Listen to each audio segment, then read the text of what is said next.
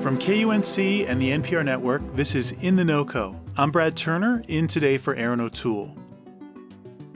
A $20 boiler maintenance fee, a $60 fee to drive your garbage to the dump, a $1 monthly pest maintenance fee, and a $6 fee to add up all those other fees.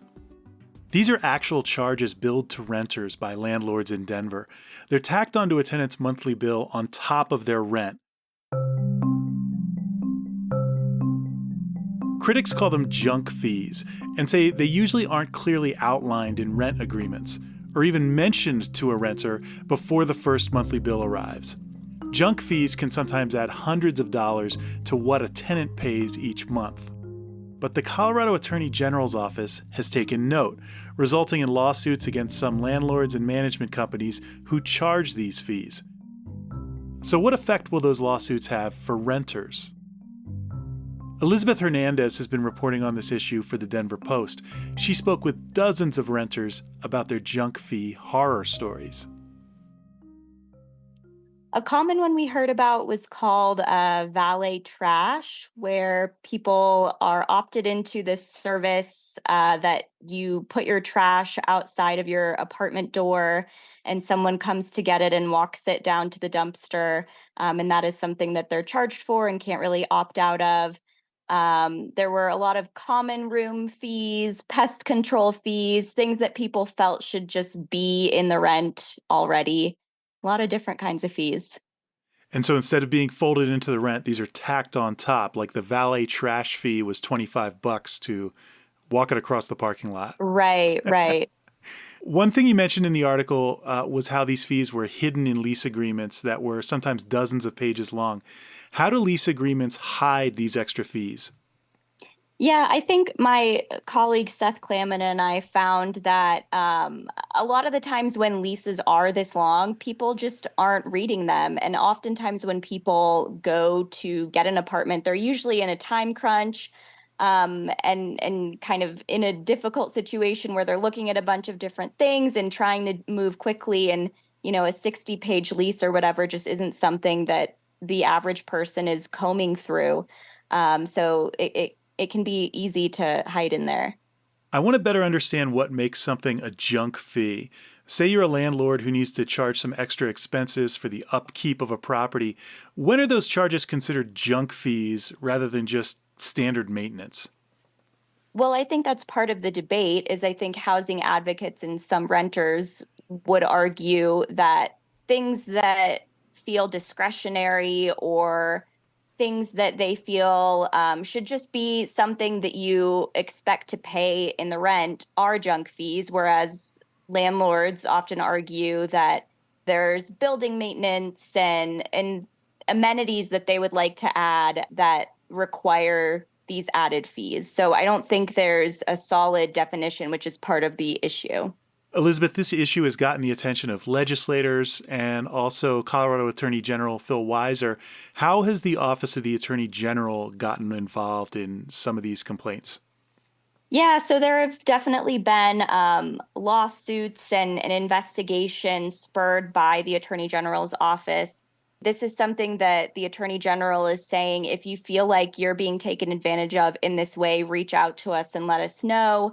And people are getting money back in these lawsuits and landlords are being investigated. So it's interesting to see that this is an issue that's important to the Attorney General's office.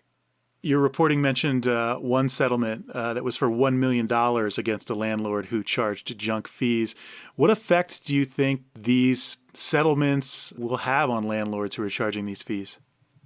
I think the more that there are, the more that it's precedent setting. And, it gives other attorneys and folks who are advocating for renters in these situations things to point to. And I know a lot of people want different landlord companies to kind of open the books and see how they are allocating these fees, where they're being spent. And this, I guess, helps do that when you are legally compelled to do that. Some Colorado lawmakers have said these practices should be illegal.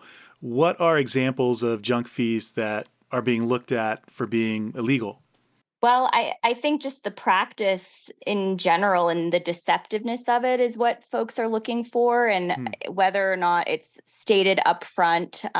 Different security deposit withholdings are being looked at, but primarily, I would say legislators are talking about how to regulate this in the future, and they're not 100% sure yet, but that's part of the discussion. What are critics hoping to see happen as a result of this? More transparency in what someone's monthly lease looks like, a different way of structuring how these fees are billed? I think transparency is what people are looking for. And also, I mean, ideally, everyone says we would just like rent to be more controlled so that landlords can't just continue raising and raising and raising and adding on these extra things. So more regulations around how rent is raised and what can be done in those practices as well. Elizabeth, this issue has been growing for years. The Biden administration vowed to take action against junk fees on renters back in 2023. What kind of impact is that federal pressure having here in Colorado? Yeah, we know that the Attorney General Phil Weiser has met with the FTC and that these have been ongoing conversations. But I'm not sure exactly what will come from that. But there's certainly an issue that people are paying attention to. What have you heard from landlords since you published the article? I haven't heard much, but when we reach out to folks, they oftentimes don't respond. We did get response from a couple who said, we're just charging what we are being charged for these different amenities and fees, and that, they're just trying to make a living as well. So kind of a mixed bag of either just no response at all or saying, that they're charging what they need to keep the building up. What was the response like from people who have junk fee stories of their own after they read your article? Yeah, I mean, we've heard from a lot of folks who say that this is just such a common practice. And for the most part, it's just kind of what you do when you rent an apartment. I think most people, most renters, I think are familiar with these sorts of fees. And you just kind of put up with it because you need a place to live. What action do you recommend someone take if they believe they're being charged junk fees? Yeah, we know that the Attorney General has asked people to reach out to their office and report it and see what can come from that. And then just kind of speaking up in these ways, I always think is helpful for people to share their stories.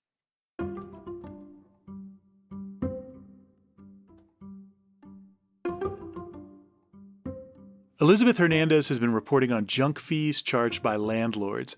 We'll put a link to the Denver Post's coverage of this issue in the show notes for this episode and at kunc.org. And if you heard this story and think you're being charged junk fees by your landlord, you can reach out for help. We'll have a link to contact the Attorney General's office. Find it at kunc.org or in our show notes. If you like listening to In the NoCo, you don't have to miss a single episode. Head to your favorite podcast app and follow the show there for free. That's it today for In the NoCo. I'm Brad Turner. Thanks for listening.